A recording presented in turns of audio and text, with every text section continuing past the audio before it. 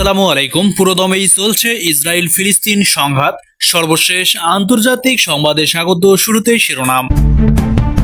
শুরুতেই জানিয়ে দেব গুরুত্বপূর্ণ ভয়ঙ্কর সংবাদ। দীর্ঘ 4 মাস পরে তেল আবিবে রকেট হামলা করেছে ফিলিস্তিনের স্বাধীনতাকামী সংগঠন হামাস। তেল আবিবের কিছু অংশ ধ্বংস করে দেওয়া হয়েছে, থাকছে বিস্তারিত প্রতিবেদনে। এদিকে ক্ষমতায় গেলে ফিলিস্তিনকে স্বীকৃতি দেওয়ার কথা জানালো খোদ ব্রিটিশ নেতা, থাকছে বিস্তারিত প্রতিবেদনে। আরও জানিয়ে দেব এবার ইউরোপের 3 দেশের সঙ্গে ঠান্ডা লড়াই চলছে বেনিয়ামিন নেতানিয়াহুর। এবার নেতানিয়াহুর পায়ের তলা থেকে মাটি সরে গেছে, কেননা ইউরোপের 3 দেশ ফিলিস্তিনকে স্বীকৃতি দিতে যাচ্ছে, থাকছে বিস্তারিত প্রতিবেদনে। এদিকে ফিলিস্তিনের গাজায় ফাঁদে ফেলে ইসরায়েলি সৈন্যদের বন্দী করার দাবি করেছে ফিলিস্তিনি স্বাধীনতাকামী সংগঠন হামাস। ইসরায়েলি কট্টরপন্থী সৈন্যদেরকে ধরে ধরে জবাই করছে ফিলিস্তিনের স্বাধীনতাকামী সংগঠন হামাস।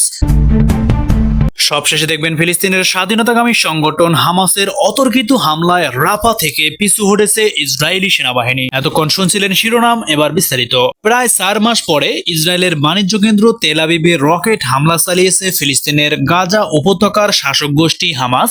রোববার ইসরায়েলি সামরিক বাহিনী এই তথ্য জানিয়েছে। ইসরায়েলের সামরিক বাহিনী জানিয়েছে গাজার রাফা এলাকা থেকে তেল আবিবে অন্তত 8টি রকেট ছুড়েছে ফিলিস্তিনের স্বাধীনতাকামী সংগঠন হামাস। এতে সামরিক স্থানে ধ্বংস করে দেওয়া হয়েছে। এর মধ্যে একাধিক রকেট প্রতিহতও করা হয়েছে। গত 7 অক্টোবর ইসরায়েলের দক্ষিণাঞ্চলে নজিরবিহীন এক হামলা চালায় ফিলিস্তিনের স্বাধীনতাকামী সংগঠন হামাস। এতে 1100 জনেরও বেশি মানুষ নিহত হয়। হামলার সময় 252 জনকে জিম্মি করে গাজায় নিয়ে যান হামাসের যোদ্ধারা। এরপর থেকেই গাজায় পাল্টা হামলা শুরু করে ইসরায়েল।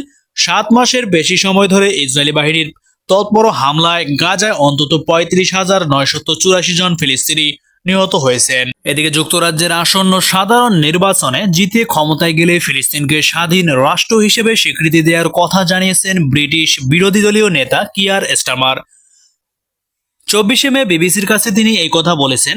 বিবিসির তরফ থেকে স্টারমারের কাছে জানতে চাওয়া হয় ফিলিস্তিনের একটি রাষ্ট্র হওয়া উচিত কিনা। এমন প্রশ্নের জবাবে তিনি বলেন, হ্যাঁ, আমি অবশ্যই মনে করি ফিলিস্তিনের স্বীকৃতি অত্যন্ত গুরুত্বপূর্ণ। আমাদের একটি নিরাপদ এবং সুরক্ষিত ইসরায়েলের পাশাপাশি একটি কার্যকর ফিলিস্তিনি রাষ্ট্র অবশ্যই প্রয়োজন। স্বীকৃতি প্রদানটা এই কার্যক্রমের অংশ হতে হবে। তিনি বলেন, শান্তি প্রক্রিয়ায় সঠিক সময়ে ফিলিস্তিনি রাষ্ট্রের স্বীকৃতির প্রয়োজন হবে, কিন্তু আমি পুরোপুরি বিশ্বাস করি এই অঞ্চলে স্থায়ী শান্তির জন্য দ্বিরাষ্ট্রীয় সমাধান অপরিহার্য। এদিকে গাজা যুদ্ধের মধ্যে ইউরোপের 3 দেশ স্পেন, আয়ারল্যান্ড, নরওয়ে জানিয়েছে তারা মধ্যপ্রাচ্যের এই দেশটিকে স্বীকৃতি দেবে। চলতি মাসের 28 তারিখেই ফিলিস্তিনকে স্বাধীন রাষ্ট্র হিসেবে আনুষ্ঠানিকভাবে স্বীকৃতি দেওয়ার ঘোষণা দিয়েছে এই 3 দেশ। বুধবার স্পেন এবং নরওয়ে জানায় তারা বিশ্বাস করে স্বাধীন রাষ্ট্র প্রতিষ্ঠা ইসরায়েল এবং ফিলিস্তিনের মধ্যে শান্তি আলোচনা এগিয়ে নিতে সহায়তা করবে। ব্রিটিশ সংবাদ মাধ্যম বিবিসি জানিয়েছে, এ বিষয়ে স্পেনের প্রধানমন্ত্রী পেদ্রো সানচেজ পার্লামেন্টে দেওয়া এক বক্তব্যে বলেছেন, আমরা অনেক কারণেই ফিলিস্তিনকে স্বীকৃতি দিতে যাচ্ছি। এদিকে তথ্য বলছে জাতিসংঘের 143টি সদস্য দেশ ফিলিস্তিনকে স্বীকৃতি দিয়েছে। গাজা যুদ্ধ শুরু হওয়ার পর থেকে বেড়েছে স্বীকৃতি দেওয়ার এই প্রবণতা। তবে দ্বিরাষ্ট্রীয় সমাধানের কথা বলেও আসলেও এখনও ফিলিস্তিনকে আনুষ্ঠানিকভাবে স্বীকৃতি দেয়নি যুক্তরাষ্ট্র এবং যুক্তরাজ্য। এদিকে স্বাধীন রাষ্ট্র হিসেবে ফিলিস্তিনকে স্বীকৃতির দাবি বহুদিনের। জাতিসংঘের বেশিরভাগ সদস্য রাষ্ট্র ইতিমধ্যেই ফিলিস্তিনকে রাষ্ট্র হিসেবে স্বীকৃতি দিয়েছে। তবে ইসরায়েল, মার্কিন যুক্তরাষ্ট্র সহ পশ্চিমা বলয়ের বেশ কিছু দেশে এখনও ফিলিস্তিনকে রাষ্ট্র হিসেবে মানছে না। ফিলিস্তিনে 2012 সাল থেকে জাতিসংঘের অসদস্য পর্যবেক্ষক রাষ্ট্র হিসেবে মর্যাদা পাচ্ছে। জাতিসংঘে বারবার ফিলিস্তিনকে রাষ্ট্র হিসেবে স্বীকৃতির প্রস্তাব উঠলেও যুক্তরাষ্ট্রের ভেটোতে তা খারিজ হয়ে যায়। সম্প্রতি আবারও ফিলিস্তিনকে পূর্ণাঙ্গ সদস্য করার একটি প্রস্তাব পাশ হয়েছে জাতিসংঘের সাধারণ পরিষদে। তা নিয়ে ক্ষোভ প্রকাশ করেছে ইহুদিবাদী ইসরায়েল।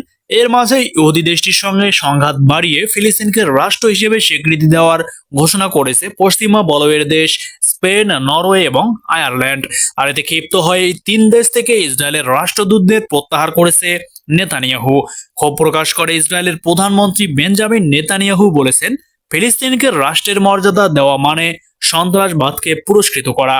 এদিকে ফিলিস্তিনি প্রতিরোধ আন্দোলন হামাসের সামরিক শাখা আল কাসাম ব্রিগেড ইসরায়েলের একদল সৈনিককে ফাঁদে ফেলে বন্দী করার দাবি করেছে। ফিলিস্তিনের গ্রুপটি একটি রেকর্ড করা অডিও বার্তায় এই দাবি করে আসছে।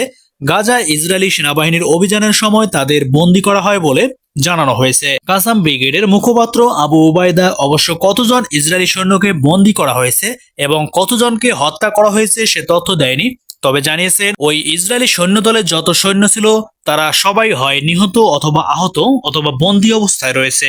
হামাস এ নিয়ে একটি সংক্ষিপ্ত ভিডিও প্রকাশ করেছে। এতে দেখা গিয়েছে ফিলিস্তিনি যোদ্ধারা এক ইসরায়েলি সৈন্যকে টেনে হামাসের একটি সুড়ঙ্গে নিয়ে যাচ্ছে। উত্তর গাজার জাবালিয়ায় এ ধরনের ঘটনা ঘটেছে বলে জানানো হয়।